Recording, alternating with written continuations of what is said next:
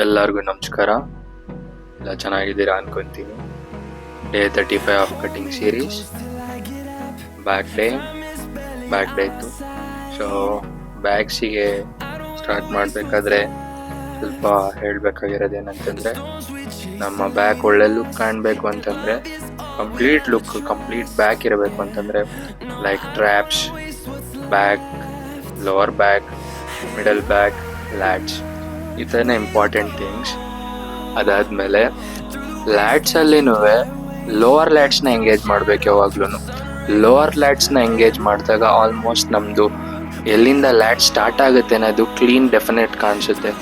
Definition ಹೆಂಗೆ ಕಾಣುತ್ತೆ ಅಂತಂದರೆ, ಲೋವರ್ ಲ್ಯಾಟ್ಸ್ನ ಎಂಗೇಜ್ ಮಾಡಿದಾಗ ಆಲ್ಮೋಸ್ಟ್ ವೇಸ್ಟ್ ತಿನ್ನಿದ್ದು ಓವರ್ ಆಲ್ ವಿಂಗ್ಸ್ ಥರ ಕಾಣುತ್ತೆ. ವಿಂಗ್ಸ್ ಅನ್ನೋದಕ್ಕಿಂತ ಫುಲ್ ಹ್ಯೂಜಾಗಿ ಕಾಣುತ್ತೆ ಲ್ಯಾಟ್ಸ್ ಆಗ ಚೆನ್ನಾಗಿ ಎಂಗೇಜ್ ಆಗಿದ್ದೆ. ಸೊ ಕೆಲವೊಬ್ಬರಿಗೆಲ್ಲ ಲೋವರ್ ಲ್ಯಾಟ್ಸ್ನ ಟಾರ್ಗೆಟ್ ಮಾಡಬೇಕು ಅನ್ನೋದೇ ಗೊತ್ತಿರಲ್ಲ. ಬಟ್ ಸುಮ್ಮನೆ ಯಾವುದೋ ಬೇರೆ ಎಕ್ಸಸೈಸಸ್ನ ನೋಡಿಕೊಂಡು ಸುಮ್ಮನೆ ಮಾಡ್ತಿರ್ತಾರೆ. ಅದನ್ನು ಟಾರ್ಗೆಟ್ ಮಾಡೋದು ಬದಲು ಪ್ರಯಾರಿಟೈಸ್ ಮಾಡ್ಕೊಳ್ಳಿ ನಿಮ್ಮ ವರ್ಕೌಟ್ಸ್ನ.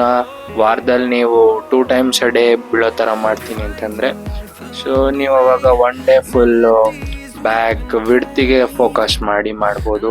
ಇನ್ನೊಂದು ದಿನ ಫುಲ್ಲು ಬ್ಯಾಕ್ದು ಡೆಫಿನೇಷನ್, ಥಿಕ್ನೆಸ್ ಅದ್ರ ಮೇಲೆ ವರ್ಕ್ ಮಾಡ್ಬೋದು. ಸೊ ಈ ರೀತಿ ಮಾಡೋದ್ರಿಂದ ನಿಮಗೇನೆ ಹೆಲ್ಪ್ಫುಲ್ ಆಗುತ್ತೆ. ಬ್ಯಾಕ್ ಗ್ರೋತಿಗೆ ಆಗ್ಬೋದು, ಬ್ಯಾಕ್ ಒಳ್ಳೆ ಲುಕ್ ಕಾಣೋಕ್ಕಾಗ್ಬೋದು. ಎರಡಕ್ಕೂ ಇಂಪಾರ್ಟೆಂಟ್ ಆಗುತ್ತೆ. ಯೂಶ್ವಲಾಗಿ ನಾನು ಯಾವ ಥರ ಟಾರ್ಗೆಟ್ ಮಾಡ್ತೀನಿ ಅಂತಂದರೆ, 1 day ನಾನು ಕ್ಲೋಸ್ ಗ್ರಿಪ್ ಮೂಮೆಂಟ್ಸ್ ಆಗ್ಬೋದು ಅಥವಾ ಐಸೋಲೇಷನ್ ಮೂಮೆಂಟ್ಸ್ ಆಗ್ಬೋದು, ಅದನ್ನು ಮಾಡ್ತೀನಿ. ಐಸೋಲೇಷನ್ ಮೂಮೆಂಟ್ಸ್ ಅಂತಂದರೆ ಲೈಕ್ 1 arm ರೋಯಿಂಗ್ ಆಗ್ಬೋದು, 1 arm ಡಂಬಲ್ ರೋಯಿಂಗ್ ಆಗ್ಬೋದು, 1 arm ಪುಲ್ ಓವರ್ ಆಗ್ಬೋದು, ಯಾವುದಾಗುತ್ತೆ. ಆಮೇಲಿಂದ ಯೂಶ್ವಲಿ 1 arm ಮೂಮೆಂಟ್ಸ್ ಮತ್ತು pull downs, lat pull downs, ಆಮೇಲೆ ಪುಲ್ ಓವರ್ಸ್, ಇವೆಲ್ಲ ಐಸೋಲೇಷನ್ ಎಕ್ಸಸೈಸಸ್ ಆಗುತ್ತೆ. ಲ್ಯಾಟ್ ಪುಲ್ ಡೌನ್ ಬಂದು best exercise for isolation and back growth.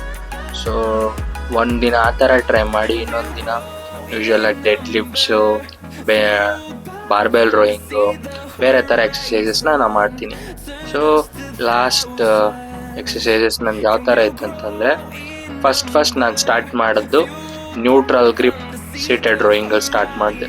Neutral grip seated ರೋಯಿಂಗಲ್ಲಿ ತುಂಬ ಹೆಲ್ಪ್ಫುಲ್ ಆಗೋದೇನಂತಂದರೆ, ನಾವೆಷ್ಟು ನ್ಯೂಟ್ರಲ್ ಗ್ರಿಪ್ಪಲ್ಲಿ ಬೆಂಡ್ ಆಗಿ ಮಾಡ್ದೇನೆ ಪ್ರಾಪರಾಗಿ ನಾವು ಎಷ್ಟು ಬ್ಯಾಕ್ ಎಂಗೇಜ್ ಮಾಡೋಕ್ಕೆ ಟ್ರೈ ಮಾಡ್ತೀವಿ, ಫೋರ್ ಆರ್ಮ್ಸ್ನ ಸ್ಟ್ರೈಟ್ ಮಾಡ್ದೇನೆ, ಬೈಸಿಪ್ಸ್ನ ಎಕ್ಸ್ಪ್ಯಾಂಡ್ ಮಾಡ್ದೇನೆ, ಬೈಸಿಪ್ಸ್ನ ಇನ್ವಾಲ್ವ್ ಮಾಡ್ಕೊಳ್ದೇನೆ, ಎಷ್ಟು ಬ್ಯಾಕ್ನ ಲೀನ್ ಮಾಡಿ ಎಷ್ಟು ಔಟ್ವರ್ಡ್ಸ್ ಆಗೋಕ್ಕೆ ಮೂಮೆಂಟ್ ಮಾಡ್ತೀವೋ ಅಷ್ಟೇ ಹೆಲ್ಪ್ ಆಗುತ್ತೆ ನಮಗೆ ಬ್ಯಾಕ್ ಗ್ರೋತಲ್ಲಿ ಸೀಟೆಡ್ ರೋಯಿಂಗು. ಸೊ ಸೀಟೆಡ್ ರೋಯಿಂಗಲ್ಲಿ ನೀವು ನೋಡ್ಬೋದು. ಅದಾದಮೇಲೆ ಸೆಕೆಂಡ್ ಎಕ್ಸಸೈಸ್ ಬಂದು ಒಂದು ವೇರಿಯೇಷನ್ ಆಫ್ ಲ್ಯಾಟ್ ಪುಲ್ ಡೌನ್ ಮಾಡಿದೆ ಯೂಸಿಂಗ್ ಕ್ಲೋಸ್ ಗ್ರಿಪ್ ಅಥವಾ ನ್ಯೂಟ್ರಲ್ ಗ್ರಿಪ್ ಅಂತಲೇ ಹೇಳ್ಬೋದು. ಸೊ ನ್ಯೂಟ್ರಲ್ ಗ್ರಿಪ್ಪಲ್ಲಿ ಅದೊಂದು ವೇರಿಯೇಷನ್ ಮಾಡಿದೆ. ಅದೂ ತುಂಬ ಐಸೋಲೇಟ್ ಮಾಡೋಕ್ಕೆ ಹೆಲ್ಪ್ ಮಾಡ್ತು ಬ್ಯಾಕ್ನ. ಆಮೇಲೆ ಅದರಲ್ಲಿ ಮೂಮೆಂಟ್ಸ್ ಮಾಡಬೇಕಾದ್ರೆ ನೋಡ್ಬೋದು ನೀವು ಯಾವ ಥರ ಮಾಡಬೇಕು ಅಂತ. ಜಾಸ್ತಿ ಹ್ಯಾಂಡ್ಸ್ನ ವೈಡ್ ಮಾಡೋಕ್ಕೆ ಹೋಗಬೇಡಿ. ಫೋರ್ ಆರ್ಮ್ಸ್ ಆಗ್ಬೋದು, ಎಲ್ಬೋಗಳನ್ನ ಆಗ್ಬೋದು, ಎಲ್ಬೋ ಔಟ್ ಇರಬಾರ್ದು. ಆಲ್ಮೋಸ್ಟ್ ನಿಮ್ಮ ಬ್ಯಾಕಿಗೆ ಹತ್ರನೇ ಇರಬೇಕು. ಹತ್ರ ಇತ್ತು ಅಂತಂದರೆ ಆವಾಗ ಬ್ಯಾಕ್ ಗ್ರೋತಿಗೆ ಹೆಲ್ಪ್ ಆಗುತ್ತೆ. ಬ್ಯಾಕ್ ಸ್ಕ್ವೀಸ್ ಮಾಡೋಕ್ಕಾಗ್ಬೋದು ಅಥವಾ ಐಸೋಲೇಟ್ ಮಾಡೋಕ್ಕಾಗ್ಬೋದು, ಹೆಲ್ಪ್ ಆಗುತ್ತೆ. ಆರ್ಮ್ಸ್ ಎಲ್ಲ ಹತ್ರ ಇರಬೇಕು. So second exercise variation of ಲ್ಯಾಟ್ pull down machine. Third exercise ಬಂದು ಡೆಡ್ ಲಿಫ್ಟ್ ಮಾಡಿದೆ.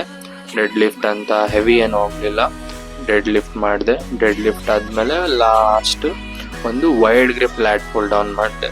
ಸೊ ಡೆಡ್ ಲಿಫ್ಟ್ ಮಾಡಬೇಕಾದ್ರೆ ನೆಕ್ಸ್ಟ್ ಯಾವ್ದಾರ ಒಂದು ವಿಡಿಯೋದಲ್ಲಿ ಯಾವ ಥರ ಸ್ಟೆಪ್ಸಿಂದ ಫಾಲೋ ಮಾಡಬೇಕು ಅನ್ನೋದನ್ನ ಒಂದು ವಿಡಿಯೋ ಮಾಡ್ತೀನಿ. ಸೊ ಅದರಲ್ಲಿ ನಾನು ನಿಮ್ಗೆ ಆಲ್ಮೋಸ್ಟ್ ಯಾವ ಸ್ಟೆಪ್ಸಲ್ಲಿ ಡೆಡ್ ಲಿಫ್ಟ್ ಮಾಡಬೇಕು, ಯಾವಾಗ ಪುಷ್ ಮಾಡಬೇಕು, ಬೆನ್ನನ್ನು ಯಾವಾದ ರೀತಿ ಯಾವ ಟೈಪಲ್ಲಿ ಮಾಡಬೇಕು, ರೋಲ್ ಯಾವಾಗ ಆಗಬೇಕು, ಬಾಡಿ ಯಾವ ಥರ ಮಾಡಬೇಕು ಅನ್ನೋದನ್ನು ನಾನು ಹೇಳ್ತೀನಿ. ಸೊ ಅದಾದಮೇಲೆ ಲ್ಯಾಟ್ ಪುಲ್ ಡೌನ್ ಮಾಡಿದೆ. ವೈಡ್ ಗ್ರಿಪ್ ಲ್ಯಾಟ್ ಪುಲ್ ಡೌನ್ ಮಾಡಿ ಬ್ಯಾಕ್ ವರ್ಕೌಟ್ ಎಂಡ್ ಮಾಡಿದೆ. Usually 4 to 5 exercises enough for your workouts. But ನೀವು ಅದನ್ನು ಎಷ್ಟು ಎಫಿಷಿಯೆಂಟಾಗಿ ಮಾಡ್ತೀರಾ, ಯಾವ ಥರ ಮಾಡ್ತೀರಾ ಅನ್ನೋದು ತುಂಬ ಹೆಲ್ಪ್ ಆಗುತ್ತೆ, ತುಂಬ ಇಂಪಾರ್ಟೆಂಟ್ ಆಗುತ್ತೆ.